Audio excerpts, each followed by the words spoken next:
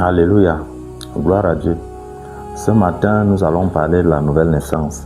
Nous allons nous poser deux questions. La première question est celle de savoir pourquoi doit-on naître de nouveau. La deuxième question est celle de savoir comment naît-on de nouveau. Et il y a une troisième question, celle de savoir que nous apporte la nouvelle naissance. Cette troisième question, nous allons l'aborder dans une autre vidéo. En ce qui concerne la première question, pourquoi doit-on naître de nouveau?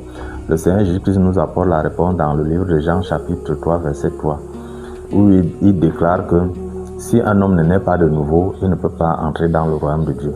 Donc voilà pourquoi nous devons naître de nouveau, c'est pour entrer dans le royaume de Dieu. En ce qui concerne la deuxième question, qui est celle de savoir comment naît-on de nouveau, Nicodème avait posé cette question à Jésus dans le livre de Jean chapitre 3 verset 4 où il demande comment naît-on de nouveau. Le Seigneur Jésus-Christ lui donne la réponse dans Jean chapitre 3 verset 5 où il dit que naître de nouveau c'est naître d'eau et d'esprit. L'eau ici représente la parole de Dieu qui sanctifie.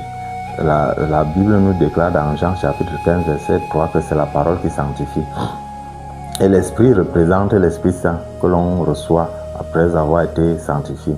Parce que si tu n'es pas sanctifié, tu ne peux pas recevoir l'Esprit Saint.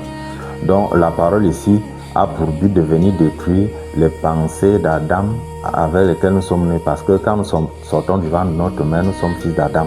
Nous avons les pensées païennes, les pensées du monde. Donc la parole de Dieu a pour but de venir détruire toutes ces pensées afin qu'on puisse recevoir l'Esprit Saint. Donc en gros, d'après Jésus, naître de nouveau, c'est naître d'eau et d'esprit.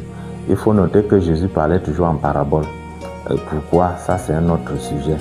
Mais Paul, qui est donc l'apôtre des païens, il nous dit terre à terre comment est-ce qu'on est de nouveau. C'est dans le livre de Romains chapitre 6 verset 4 qui nous explique comment naît-on de nouveau. La Bible déclare ceci: nous avons donc été ensevelis avec lui par le baptême en sa mort, afin que comme Christ est ressuscité des morts par la gloire du Père, de même nous aussi nous marchions en nouveauté de vie. Donc naître de nouveau, avoir une nouvelle vie ou une nouvelle naissance, c'est de mourir avec Jésus-Christ. Et quand tu ressuscites avec lui, tu es une nouvelle personne. Bon, Jésus-Christ, qui est le chemin que nous devons suivre, est venu lui-même nous montrer l'exemple. Lui qui est Dieu, et ça c'est la manifestation de son amour, parce que lui qui est Dieu pouvait s'asseoir sur son trône et dire que pour naître de nouveau, faites comme ça. Il s'est dépouillé de sa divinité, il est devenu un simple homme. Il est venu nous montrer comment naître de nouveau. La Bible nous déclare cela dans Romains chapitre 1, verset 3 à 4, qui dit ceci: et qui concerne son fils, né de la postérité de David selon la chair, et déclaré fils de Dieu avec puissance selon l'esprit de sainteté par sa résurrection d'entre les morts. Donc ici, ces deux versets nous montrent qu'il y a deux Jésus. Le premier Jésus, qui est fils de David, est fait de chair et de sang.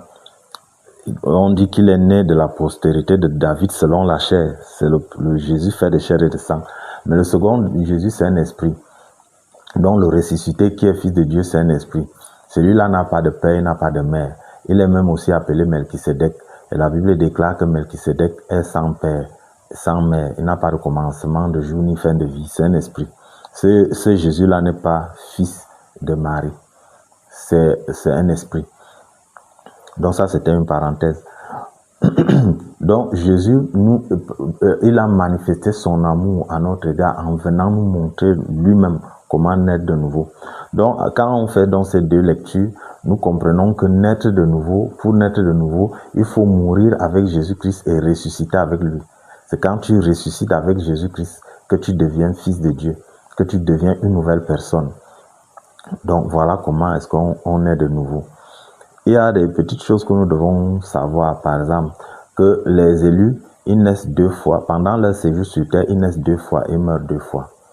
Donc la première naissance, c'est quand ils sortent du ventre de leur mère, et la deuxième naissance, c'est quand ils ressuscitent avec Jésus-Christ après la crucifixion.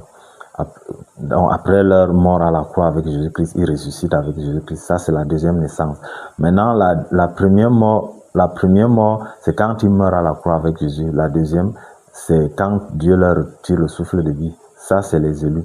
Maintenant, les condamnés, ils naissent une fois dans le monde-ci, puisqu'ils refusent de mourir avec Jésus, donc ils ne peuvent pas naître une deuxième fois pendant leur séjour sur terre. Donc ils naissent une fois quand ils sortent devant leur mère. Et ils meurent une fois pendant leur séjour sur terre quand Dieu leur retire le souffle de vie. Et ils meurent une seconde fois lors du jugement dernier quand ils sont jetés en enfer. La Bible nous parle de la seconde mort dans Apocalypse chapitre 20 verset 14, où la Bible dit que la seconde mort c'est quand on est jeté dans les temps de feu.